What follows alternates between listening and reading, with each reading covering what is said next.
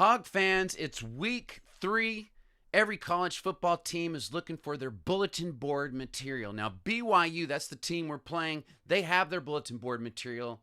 We whooped them last year in their own home. We whooped them. Put up 56 points on those boys. So they have their bulletin board materials easy. Just put up the score from last year. But what do we have to get upset about? I'm going to go back 170 years for our bulletin board material, all the way back to the Mountain Meadows Massacre. This is history, folks. There was a wagon train filled mostly with Arkansans going to California, where I live now. That's the same route I took. I think I might have gone Delta instead of a wagon train. That's beside the point. Anyway, there was an Arkansas wagon train moving through the mountains, and they were ambushed and killed by some Mormons sent there by Mr. BY himself. Brigham Young sent them there. And that is history, folks. Look it up. I won't go into any more details, but there was a massacre of Arkansans by these BYU folks is one way of looking at it. And maybe it did happen 170 years ago, but Sam needs to put that up on the bulletin board. He doesn't need to tell the team it happened that long ago. Maybe they'll assume it happened in the 80s. But that's something to get mad about this weekend. BYU, who have they played so far this year? First week, they played some dude named Sam Houston. They only beat him 14-0. Good for Sam. Only putting up 14 on you.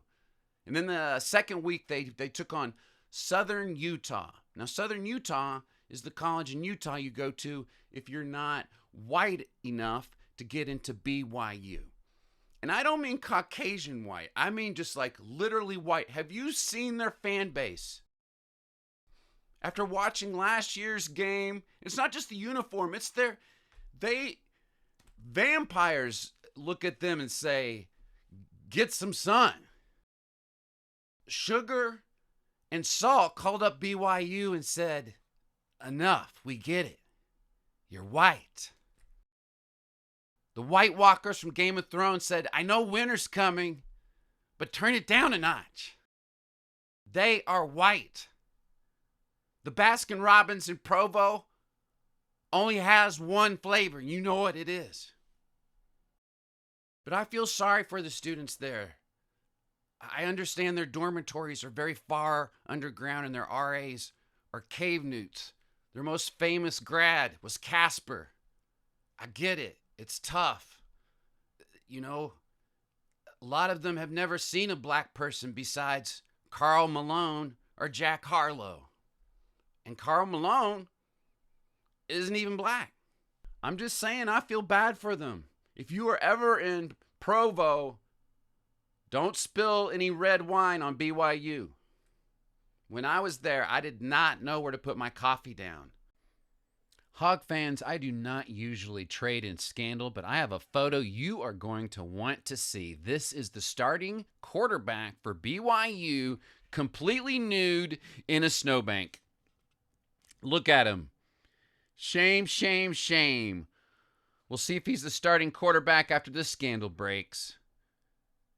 Last week, I predicted a score of 70-0 versus Kent State. I was slightly wrong, but we did win. And this week, revenge is best served cold. This one is for the Arkansas wagon train. Victory over BYU, 31-24. Go Hogs!